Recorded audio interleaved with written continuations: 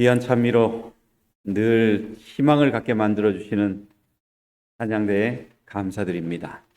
매 순간마다 이렇게 오케스트라와 찬양대가 있음으로 인해서 우리 예배 드리는 것들이 더 깊은 것을 느끼게 됩니다. 정말 하나님께 찬양하고 우리의 모든 달란트를 통해서 하나님께 영광 돌릴 수 있는 주의 백성이 문막중앙교회 성도들 되시길 예수님의 이름으로 축원합니다. 오늘 저는 말씀을 준비하면서 죽음 없이 변화도 없다 이런 얘기를 좀 드리길 원합니다. 벌써 죽음 그러면 부담스럽지 않나요? 그렇죠? 성경을 하도 보셨기 때문에 이제 그것들이 어떤 내용이신지 아시겠지만 죽음이란 단어 자체가 우리에게 달갑지 않습니다. 그러나 우리가 예수 그리스도를 다 따라가기 위해서는 나라는 존재는 죽되 누구는 살아야 돼요? 예수님은 살아야 되는 사람이 저와 여러분이 되어야 되는 걸 기억하시고 오늘 함께 말씀을 나누기를 원합니다. 성도 여러분, 이게 무슨 새인지 아십니까?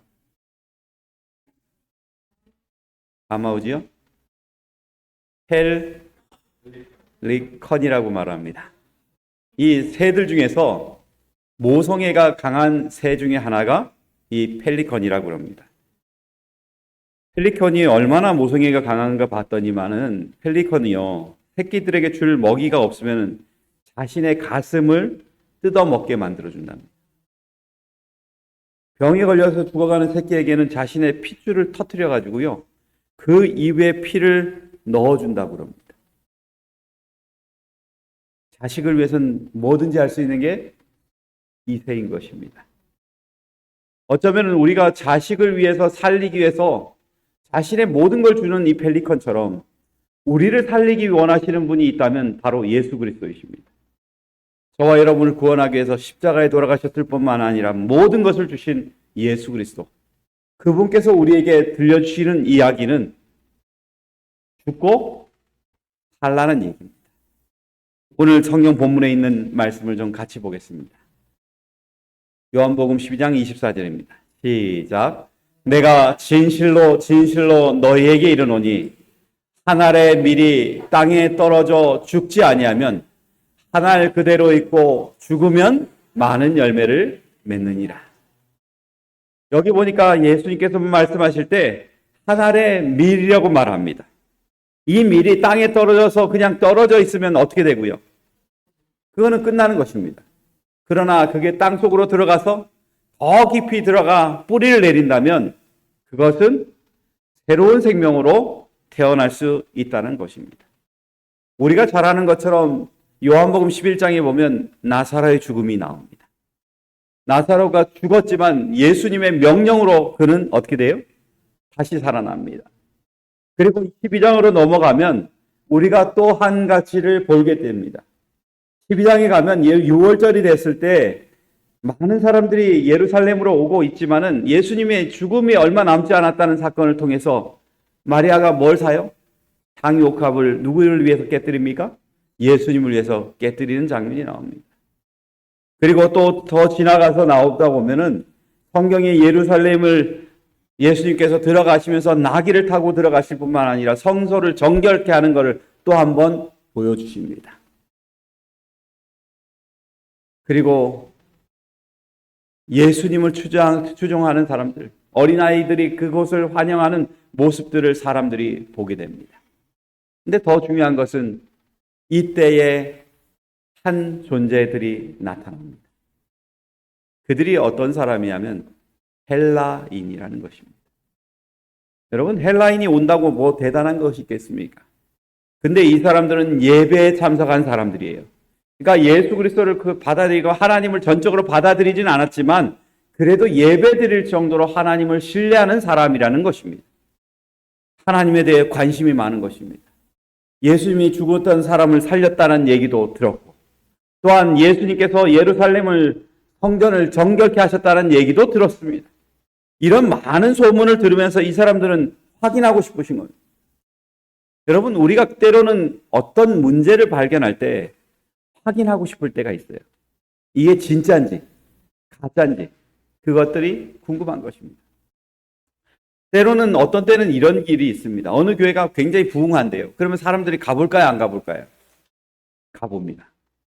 그것들을 가서 어떻게 부흥하고 있는지, 어떻게 변화되고 있는지 그것들을 듣기를 원해서 가는 것입니다.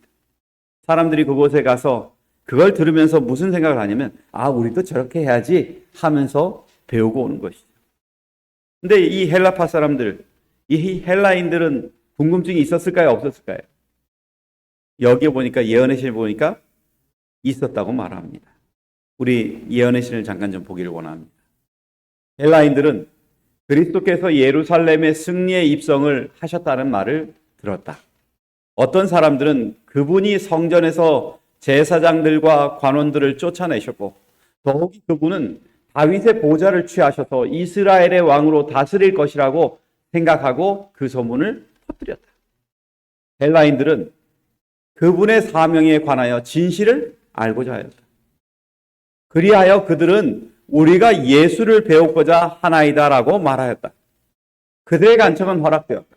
그 요청이 왔을 때 예수님은 유대인들 외에는 아무도 있을 수 없는 성전 경내에 계셨지만 헬라인들이 있는 바깥 마당으로 나오셔서 그들과 개인적인 면담을 나누셨다. 이렇게 말합니다.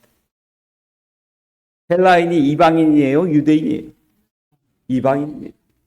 근데 예수님은 이 이방인들에게 어떤 목적을 갖고 그들을 만나기 위해서 경내로 가셨다는 것입니다. 이방인의 뜰에 가서 그들과 만나서 예수님이 어떤 목적으로 이 세상에 오셨는지를 친히 알려줬다는 얘기가 그것인 것입니다. 오늘 우리는 예수님께서 알려주시는 이야기 속으로 들어갈 필요가 있습니다. 왜 예수님께서 우리 보고 죽으라고 그러는지, 그리고 왜 예수 그리스도로 인해서 다시 살라고 말하는지 그것들을 우리는 알 필요가 있습니다. 왜냐하면 예수님은 그것들을 통해서 죽어야만 뭐가 나타난다고요? 열매가 나타날 수 있다는 것을 우리에게 알려주기 때문에 그렇습니다. 여러분, 우리가 왜 죽어야 되는가? 열매를 위해서 죽는 것입니다. 우리가 마태복음 13장 8절에 보면은 씨 뿌리는 비유가 나옵니다. 거기에 보니까 씨를 뿌렸는데 어디 뿌렸다고 얘기해요? 길가에다가 뿌려지고, 돌짝밭에 뿌려지고, 가시밭에 뿌려지고, 좋은 밭에 뿌려지고. 여러분, 여기에 뿌려지는 씨앗들이 정말 정상적이라면 길가에 뿌려질 이유가 있을까요? 없을까요? 없어요. 정상적인 사람이라면 그것들을 좋은 밭에다가 뿌리는 게 정상입니다. 그런데 여기에 보면 씨를 뿌리는 분이 나오는데 씨를 뿌리는 분이 그것들을 뿌릴 때 길가도 던지고요. 돌짝밭에도 던지는 것입니다. 그리고 그 돌짝밭에만 뿌리는 것이 아니라 어디도 또 뿌려요? 좋은 밭, 가시밭, 그런 데 다 뿌리는 거예요. 이것들은 뿌리는 분의 마음인 것입니다. 왜냐하면 그것들을 통해서 거기서 씨를 맺게 만드는 것들은 이제 그 다음에 뿌려진 씨앗에 하나님의 역사가 어떻게 이루어지느냐, 거기서 이루어지는 것입니다. 우리는 좋은 씨를 얘기하는, 그 좋은 밭을 얘기하는 것들의 목적을 두고 설교할 때가 많습니다. 그러나 우리는 한번 봐야 될 것들은 그거를 뿌리는 분이 어떤 목적으로 그것을 뿌리셨냐는 것들을 볼 필요가 있다는 것입니다.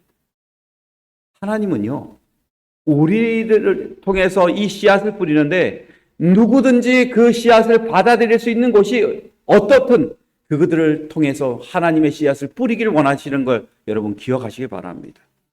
하나님은 이 세상에 있는 모든 곳에 마음이 닫혀있는 사람이라 할지라도 하나님은 그 씨앗을 뿌리십니다.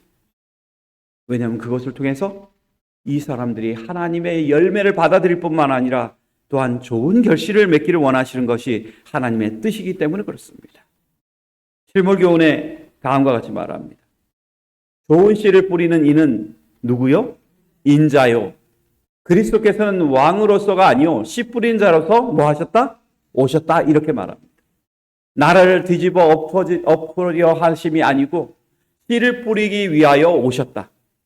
자기를 따르는 자들로 국가의 권력이나 세속적인 승리를 얻게 하기 위함이 아니라 오히려 그들이 손실과 실망의 경험을 겪고 신고를 맛본 후에 얻어지는 수확을 바라보도록 하시기 위하여 오셨다. 이렇게 말합니다. 예수님께서 오신 것은 좋은 것에 그냥 씨 뿌리고 그러는 것이 아니라 고통 가운데 그것들을 뿌리며 겪어야 될 어려움이 있지만 그것들을 극복하고 난 이후에 풍성한 수확을 기대하는 그리스도인의 정신을 우리에게 보여주시는 것입니다.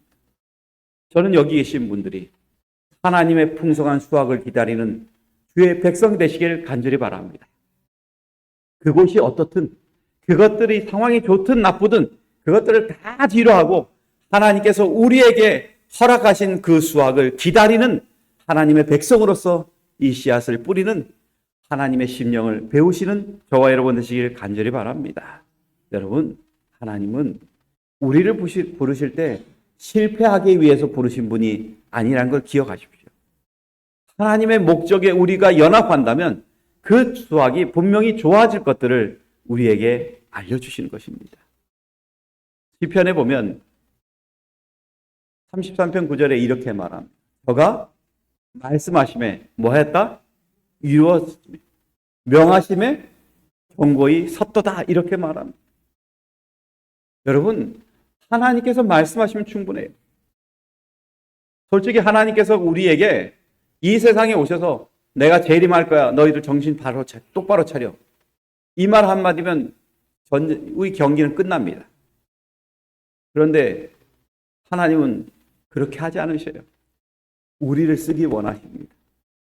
그리고 그것을 통해서 하나님께서 원하시는 것들을 우리에게 주기를 원하시는 것입니다.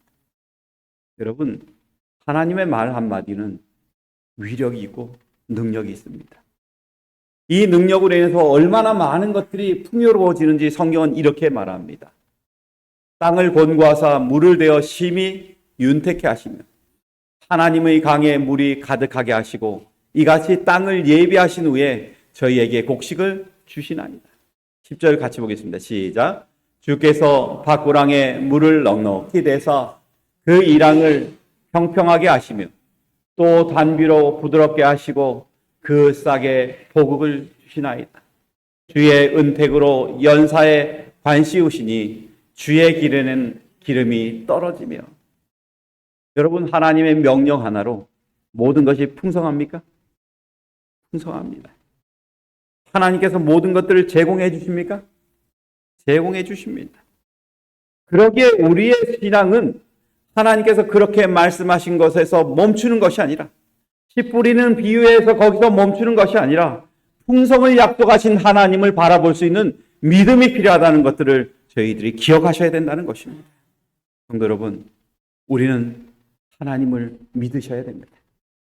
하나님께서 풍성한 결실을 위해서 우리를 예비하셨다는 것들을 믿고 따라가셔야 됩니다. 그리고 또한 헬라인처럼 예수님을 찾아가서 정말 그분이 가지고 있는 그 계획, 목적이 무엇인지 물어봐야 되는 사람이 저와 여러분이 되셔야 된다는 걸 기억하셔야 됩니다. 실물교회는 이렇게 말합니다. 한 보이지 않는 능력이 사람의 종으로서 사람들을 먹이고 입히기 위하여 끊임없이 뭐하고 있다?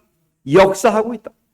우리 주께서는 겉으로 보기에 내어버린 것 같은 씨를 살아있는 식물이 되게 하기 위하여 여러 가지 것들을 사용하신다. 그리고 그분은 알찬 곡식이 되게 하시는데 필요한 모든 것을 적당한 분량대로 공급하신다. 여러분, 그래서 우리는 길가에 떨어졌다고 두려워할 필요가 있어요? 없어요? 없습니다. 가시밭에 떨어졌다고 해서 불평할 필요가 있어요? 없어요? 없습니다.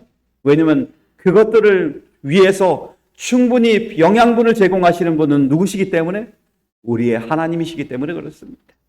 그러게 여러분, 매 순간마다 우리에게 어떠한 안 좋은 조건이 있더라도 그것들을 염려하는 사람이 아니라 하나님께 맡기고 하나님과 동역하는 그런 사람이 저와 여러분 되시길 예수님의 이름으로 축원합니다. 그래서 성경에 이렇게 말합니다. 같이 볼까요? 시작. 우리는 하나님의 동역자들이요 너희는 하나님의 밭이요 하나님의 집이니라. 여기 계신 분들이 하나님의 동역자가 되시길 기도합니다. 그리고 하나님의 밭이 되길 예수님의 이름으로 축원합니다. 그리고 하나님이 제 집이 되셔서 사람들을 품을 수 있는 넉넉한 사람일 뿐만 아니라 하나님으로 인해서 복받는 사람이 저와 여러분 되시길 예수님의 이름으로 축원합니다. 그럼 왜 예수님께서 죽어야 된다고 말하셨을까? 그것은 여호와의 때를 위해서 죽으라고 말씀하시는 것입니다. 이 사람들이 예수님에게 질문하셨을 때 예수님이 격양되셨어요. 그리고 난 다음에 하신 말씀이 이것입니다. 우리 같이 읽어볼까요? 시작. 예수께서 대답하여 가라사대 때 인자의 영광을 얻을 때가 왔도다. 이렇게 말합니다. 예수님께서 전에는 자신의 때라고 얘기하신 적이 없어요. 근데 여기 본절에 보니까 인자의 영광을 얻을 때가 왔다라고 말하는 것입니다. 여기 보면 성경에 보면 하나님의 때가 나오는데 거기에 세 가지가 나옵니다. 우리가 많이 들었던 것들이 드는데요. 그게 뭐냐면 첫 번째는 이 크로노스라는 것이고 두 번째는 카이노스라는 것입니다. 크로노스는 뭐냐면 이 시계가 똑딱똑딱 그러는 것처럼 제 시간은 딱딱딱 가잖아요. 그것들을 가지고 말할 때 크로노스라고 말합니다. 근데 카이로스는 뭐냐면 우리에게 주어진 기회가 있을 때 그 기회를 잡는 것들을 카이로스라고 그래요. 근데 오늘 나와 있는 이 단어는 뭐라고 나와 있어요? 호라 이렇게 말합니다. 이렇게 해서 세 가지예요. 근데 이 호라라는 것들은 괜히 있는 것이 아닙니다. 요거 두 가지를 이렇게 합해 놓은 것 같아요. 이 시간이 정해져 있는 시간 속에 뭐가 있는 거예요? 하나님의 특별한 기회가 있다는 것들을 얘기하는 것입니다. 이제는 예수님께서 기회가 생겼다는 거예요. 여기에 성경에 보면 우리가 예수님께서 하나님과의 깊은 교제 이후에 40일 동안 금식하고 난 다음에 처음에 잔치집에 갑니다. 그게 가나의 혼인잔치죠. 거기 갔을 때 그 마리아가 준비해달라고 얘기할 때 마리아가 종들 통해서 예수님께 뭐 해달라는 거예요? 포도주 좀 준비해달라니까 예수님께서 하시는 말씀이 뭐예요? 때가 아직 뭐했다? 아직이 안 됐다는 것입니다. 그 다음에 또 요한복음 8장 20절에도 보면은 그의 때가 아직 뭐 하지 않았다고요? 이르지 않았다는 거예요. 그러면 예수님에게 있어서 이 때라는 건 어떤 때일 걸 말할까요? 바로 예수님께서 십자가에 돌아가실 때 그때를 말하는 것입니다. 예수님께서 십자가에 돌아가셔야 하나님께서 이 약속하신 그 약속이 성취되는 것입니다. 그렇기 때문에 사람들에게 있어서 하나님께서 주시고자 하는 것은 이 때를 기다릴 수 있는 사람이 필요하다는 것입니다. 네, 여러분, 예수님께서 이 세상에 오셨을 때 사건이 정말 사람들에게 있어서 그냥 아무런 것도 없이 그냥 사장될 수 있었던 사건들이 있을 때마다 하나님은 이방인을 사용하셨어요. 우리 한번 좀 볼까요? 예수님께서 세상에 처음 오셨을 때 목자들이 가서 예수님을 발견했지만 이방인이 등장합니다. 그들이 누구지요? 동방박사입니다. 동방박사들이 이곳을 별을 쫓아서 여행해가지고 이 예루살렘까지 오는데 뭐 오랜 시간이에요. 근데 이 사람들이 성경 연구하는 사람이었습니까? 연구하지 않는 사람이었나요? 성경을 연구하는 사람이었어요. 근데 동방에서 별이 나타나지만 그것들을 옮기는 것들을 보면서 쫓아왔어요. 근데 예수님이 이 세상에 오셨을 때 이스라엘 백성들은 잠자고 있었나요? 눈 뜨고 있었나요? 다 잠자고 있어요. 누가 그들을 깨웠습니까? 동방박사들이 깨웠어요. 동방박사들이 와서 그곳에 가서 이 성경에 약속했던 이 메시아가 어디 나타나냐고 그거 질문한 사람들이 이 사람들입니다. 하나님은요, 하나님의 놀라운 사역에 이스라엘 백성들만 끼게 하는 것이 아니라 이방 사람들 통해서 그것들을 더 확대시키는 분이 하나님이시라는 것을 여러분 기억하십시오. 그러면 예수님께서 이 말씀하실 때 헬라인은 어떤 사람인가? 요한복음 12장 20절 21절에 이렇게 말합니다. 같이 읽어볼까요? 시작. 명절에 예배하러 올라온 사람 중에 헬라인 몇이 있는데 저희가 갈릴리 베세다 사람 빌립에게 가서 청하여 가로되 선생이여 우리가 예수를 배우고자 하나이다 하니 이렇게 말합니다. 명절에 예배라. 예배하러 온 헬라인. 이방인이지만 하나님을 믿기로 작정한 사람들. 예배를 드릴 줄 아는 사람들. 그런데 다른 사람들은 예수 그리스도를 죽이려고 그러는데 이 사람들은 예수님이 왜 오셨는지 그것들에 대한 목적을 듣고 싶어서 이 사람들이 찾아왔다는 것입니다. 예언이시네요. 이 부분을 참 재미있게 표현해요. 한번 좀 같이 보기 원합니다. 시작. 박사들이 그분의 생애 초기에 동방에서 왔던 것처럼 이 사람들은 그분의 생애의 말기에 구주를 찾아 서방에서 왔다. 그리스도의 탄생 당시 유대 백성들은 그들 자신의 야심적인 계획에 너무 몰두한 나머지 그분의 강림을 알지 못하였다. 박사들은 구주를 경배하고자 선물을 가지고 이 교회 땅으로부터 구유까지 왔다. 마찬가지로 헬라인들은 온 세상 나라와 족속과 백성들을 대표하여 예수를 만나러 왔다. 그와 같이 구주의 십자가는 모든 나라, 모든 시대의 사람들을 이끌 것이다. 여러분, 예수님의 십자가 이방인으로 인해서 그것들이 더 같이 써져야 된다는 것을 성경은 얘기해 줍니다. 그리고 예수 그리스도의 십자가는 그 때가 되었음을 알려주고 우리에게 다시 한번 하나님을 바라볼 수 있는 눈을 고정하게 만들어 놓습니다. 저는 여기 계신 분들이 예수 그리스도를 바라보는 사람이 아니라 십자가에 돌아가실 수 있는 예수님, 때와 그리고 우리에게 합당한 시간에 우리를 초청하시는 하나님이심을 기억하고 그분을 만나기 위해 영적으로 준비하시는 주의 백성 되시길 예수님의 이름으로 축원합니다. 우리는 예수님의 말씀을 좀 들어야 돼요. 요한복음 12장 32절에 말씀하십니다. 내가 땅에서 들리면 모든 사람을 뭐 한다고 했어요? 모든 사람을 내게로 이끌겠노라. 이 말씀을 하셨습니다.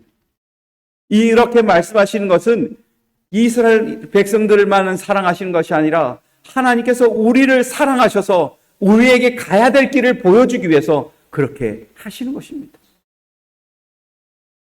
요한복음 3장 15절에서 16절에 이렇게 말합니다. 이는 저를 믿는 자마다 영생을 얻게 하려 하시니라. 하나님이 세상을 이처럼 사랑하사 독생자를 주셨으니 이는 저를 믿는 자마다 멸망치 않고 영생을 얻게 하려 하십니다. 여기 두 절이 나오는데 두 절 속에 나타나 있는 단어가 뭐예요? 다 영생을 얻게 하려 하십니다. 하나님께서 우리에게 예수 그리스도를 보여주심으로 인해서 우리의 삶이 영생을 얻을 수 있는 사람이 됐다는 것을 통해서 여러분 감사하시는 주의 백성 되시길 바랍니다. 영생을 주기 위해서 예수님이 들리셔야 돼요.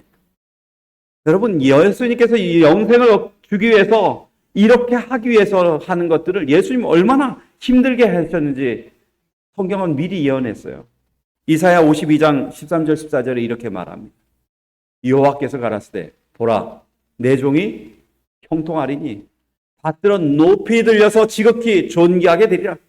예수님께서 존귀하게 되려면 그것에 필요한 조건이 있어요. 14절입니다. 이왕에는 그 얼굴이 타인보다 뭐하고요? 상하여 그 모양이 인생보다 상하였으므로 무리가 그를 보고 뭐 했다고요? 놀라웠다. 예수님께서 십자가에 돌아가실 때 그분은 편안하게 돌아가셔도 안 돼요. 우리의 질고와 죄악을 다 경험하셔야 되기 때문에 예수님은 돌아가셔도 비참하게 돌아가셔야 돼요. 세상에 이런 것들을 좋아하는 신이 있을까요? 죽어도 비참하게 죽고 우리 하나 살리기 위해서 모든 것들을 다 희생해야 되니 그걸 좋아하는 신이 어디 있겠습니까?